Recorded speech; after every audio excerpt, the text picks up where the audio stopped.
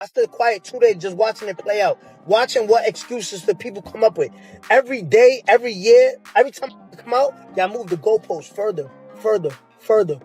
You ever notice how fast the internet decides who's real and who's finished? One leak, one clip, one offhand line, and the crowd shifts the goalposts like it's a sport. That's what happened when an old interrogation of Young Thug resurfaced. Overnight, the story flipped. The guy who spent years policing loyalty suddenly had people asking a harder question. So what was that then? The footage goes back to 2015, the year a tour bus carrying Lil Wayne got sprayed on an Atlanta highway. And whispers turned into ammunition. The room is long, the questions longer, and the optics worse.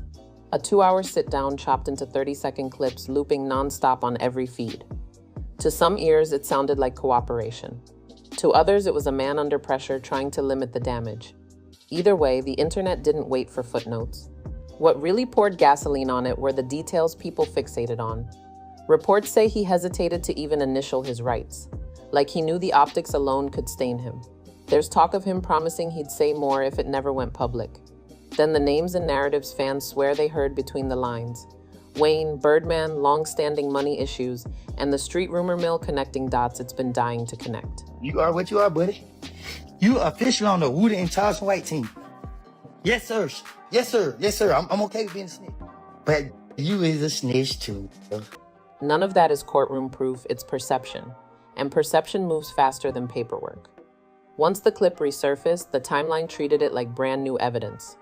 Old arguments got recycled with fresh outrage. This is the smoking gun. No, it's nothing. The takes weren't careful, they were viral. And the timing made it worse. Years of loyalty talk suddenly framed against a grainy room and a voice trying to thread needles. In a culture that judges in seconds, the tape didn't just reappear. It rewrote how people looked at everything that came after. And once that door opened, it didn't close. Each re-upload pulled in more context, more claims, more enhanced transcripts. Fans became analysts, analysts became prosecutors, and the narrative hardened. Either this crossed a line or it didn't. Pick a side. That's why this footage keeps coming back. It's not just about what was said, it's about what people want it to mean. But the past had another name attached to it. Peewee Roscoe sits at the center of the tour bus saga that refuses to fade. His name is the thread people pull whenever the Lil Wayne shooting gets discussed, because it ties the street whispers to something that felt alarmingly real. Flashing lights on an Atlanta highway and a superstar's bus catching rounds. From there, the story didn't end, it branched. Courtrooms, filings, deals, reversals, new hearings. However you map it, the case kept mutating and the internet kept treating each update like a fresh spark. That's also why the old interrogation hit with extra force. Putting on a master class in how to take a good brand and totally f it up. He made a bunch of phone calls to tell people how he Fans swear they hear Young Thug touching the Lil Wayne Birdman money drama. The delays, the bitterness, the business turned personal. Then they link that to Peewee's name and build a timeline that's part record, part rumor. Some of it is documented, some of it is connect the dots from blogs and barbershops, but perception doesn't grade sources. If it sounds like it fits, it sticks. And once it sticks, it becomes the lens people use to rewatch everything else. The Peewee angle also exposes how fragile industry unity can be. When the bus incident gets mentioned, lines appear. Who speaks up? Who stays silent? Who posts something vague and lets the comments fight it out? It turns a single night on the highway into a long-running purity test about loyalty, about silence, about how far music and street ties should mix. Even when the legal chapter moves on, the myth doesn't. It keeps circling in YouTube breakdowns, Reddit threads, and half-remembered quotes. So by the time that interrogation resurfaced, it wasn't just an old clip, it was a multiplier. It revived Lil Wayne, Birdman, Peewee Roscoe, the money talk, the bus, the whole constellation that 2015 left hanging. And it set up a harsher comparison point for Young Thug's next moves, because the real pivot wasn't a rumor or a leak. It was what happened in court later on. After months of a stop-start courtroom marathon, Young Thug entered a non-negotiated guilty plea on gang, drug, and gun counts. Why did he have an opinion on my case? He doesn't like rats. He said he doesn't like Cool. 21 Savage don't like rats? Lil Baby don't. No tidy deal to point at, just a judgment, time served, and probation. On paper, it sounded technical. Online, it was seismic. For years, the refrain had been that YSL was a brand, a lifestyle, a label, not a criminal enterprise. The plea didn't erase that talking point, it outweighed it. Legal nuance met meme logic, and meme logic won. What made the moment sting wasn't only the outcome, it was the optics. Headlines reduced complexity to a single frame, and that frame said he pled guilty. Fans who defended the just a label stance now had to square it with a stamped court record. Detractors didn't pause to parse statutes or strategy. They treated the plea like a verdict on every prior statement, every lyric, every interview. The timeline stopped arguing about hypotheticals and started quoting the clerk. There was also the emotional math. If the interrogation tape looked bad, the plea felt worse. It recast old clips in a harsher light and turned past bravado into present contradiction. Suddenly, the conversation wasn't did he cross a line, but how long has the line been blurred? That's why this chapter became the pivot point. It reset the scoreboard, rewrote the tone of every debate, and fairly or not made comparisons inevitable. And that's exactly where the next fault line opened up. If Gunna's courtroom moment drew a target on his back, what does this do to Young Thug's stance on loyalty? The internet was ready to test that logic in real time. Gunna's 2022 Alford-plea, the rare move where you maintain innocence while admitting the state could likely win, split the room cleanly in half. The short "yes ma'am" clip went everywhere, stripped of context and replayed like a verdict. To one side, it looked like survival without pointing fingers. To the other, it looked like a line crossed. Young Thug didn't exactly leave it to interpretation back then. He drew hard borders in public and in music, turning loyalty into a measuring stick with no wiggle room. Remain silent. And that's it. Do you understand that? Initially? I don't want to initial. That's fine. If you don't want to initial it, that's fine. As long as you want. But when his own 2015 interrogation re-entered the chat, and later when his guilty plea landed, fans started stress testing those borders. If an Alford-plea is selling out, what do you call a straight plea? If clipped courtroom audio makes Gunna a villain, what does a long-form interrogation do to Young Thug's image? Suddenly, the scoreboard people used against Gunna was being applied back to the guy who helped define it.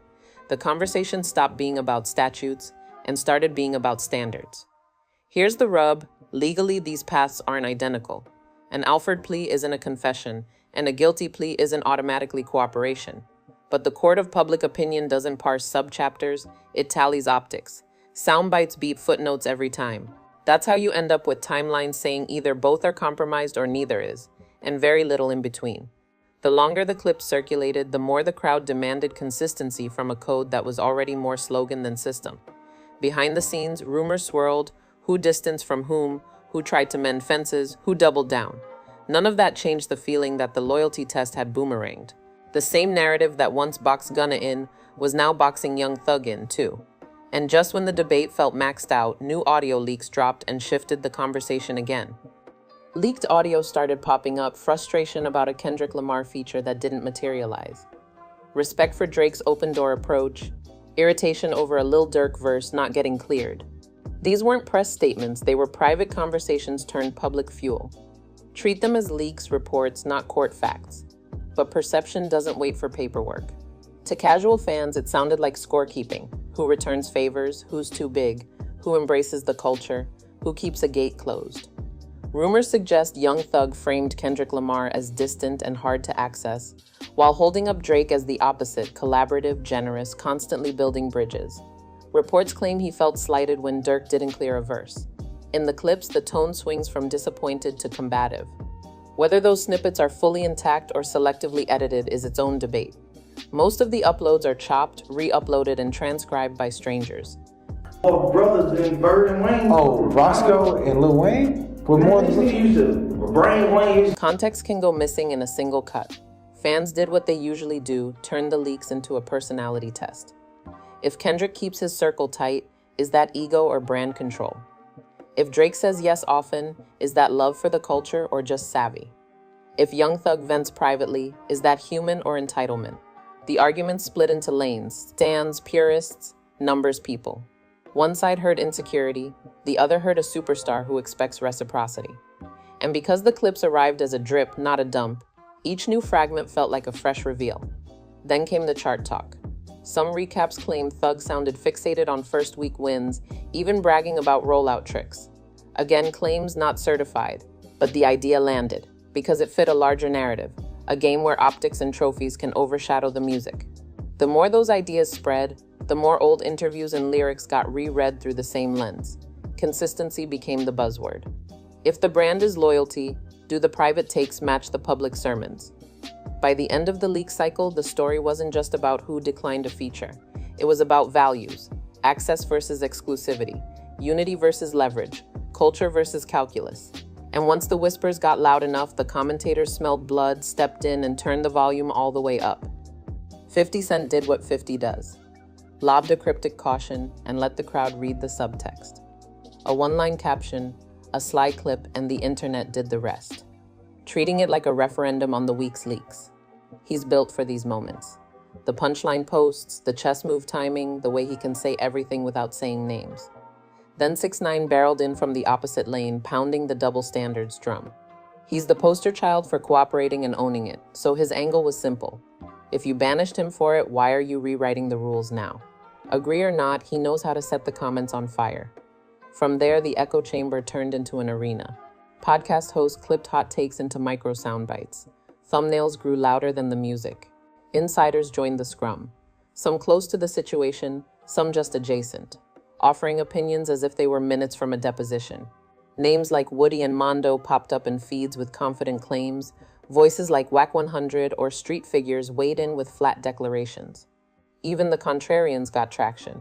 Here's why none of this counts. Here's why it's worse than you think. Most of it was commentary, not evidence, but online, commentary is the evidence. Fans took the baton and ran. Receipts meant screen-recorded lives, chopped clips, and follow-unfollow charts treated like stock tickers. And Birdman, they never put it out. So he started a little organization called Free Carter 5. Bring it out. And then Birdman told me that, so I'm like, oh, so that's what's wrong. He ain't put. Amateur analysts paused waveforms and dissected tone like body language experts. The conversation stopped caring about coherence. It cared about momentum. And that momentum put pressure on everyone orbiting the situation. Neutral artists got tagged into threads and told to pick a side. Brand teams whispered no comment, lawyers begged for silence, and A&Rs quietly wondered what these headlines were doing to future features. The mess had a gravity of its own. Every new quip or cryptic story felt more viral than any chorus on radio. Memes started outrunning songs. The algorithm did what algorithms do: rewarded conflict, punished nuance, and taught the audience to expect another twist by sundown. By the time the takes finished ricocheting, you could feel the center shift. Less about who's right, more about who wins the narrative today. And while the noise got louder, everyone kept peeking at the scoreboard, because the next question wasn't about morals or codes. It was about numbers. First week totals became a referendum. Business is business, opened strong. A gift and a curse landed right behind, both doing real numbers. Not a blowout either way, but enough to fuel 1,000 threads about who's really winning, the streets or the streams. Then came the murmur about paid streams, floated in recap posts and barbershop talk claims, not confirmations. Online, those whispers count, nuance doesn't. Zoom out and the scoreboard gets messier. Streams don't measure stickiness. How many songs live in people's playlists 6 months later? Radio ads, Shazam spikes, and festival singbacks tell a different story than a week one headline. Tour receipts, secondary market prices, and who closes major festivals might say more about leverage than a pretty debut. Even DSP real estate is its own game. A top-shelf playlist slot can tilt the table for a week. The real flex is catalog cuts that climb without banners. That's where the Atlanta question hits. The city's dynasty was built on overlap, producers trading packs, artists swapping hooks, crews cross-pollinating until a regional wave felt like a national default. Lately, the air feels thinner. Collabs get weighed like court filings, and choose-a-side playlists replace the old everyone wins ecosystem. Maybe it's algorithms rewarding conflict, maybe egos actually split the room. Either way, the vibe shifted from assembly line to alliances. Numbers still matter, but so does narrative control. If your biggest moments are leaks and lives, the stats serve the storyline, not the other way around. The only antidote is output. Records that ignore the discourse and bulldoze their way into rotation. The tape won't unleak. The plea is on the record. The calls won't unpost. You can't out-argue the algorithm. But here's the plot twist nobody expects. Silence can win. Retire the rat scoreboard. Stop feeding a narrative that only shrinks the music. Lock in, make the kind of records that force people to argue about songs, not semantics. Audiences are fickle, not heartless. Give them something undeniable, and yesterday's timeline evaporates. Because the endgame isn't proving who's real online, it's making music that makes the argument irrelevant. When the records are bulletproof, the goalposts stop sliding. They turn into milestones. And the only thing left to debate is the one thing that still counts. Does the music hit?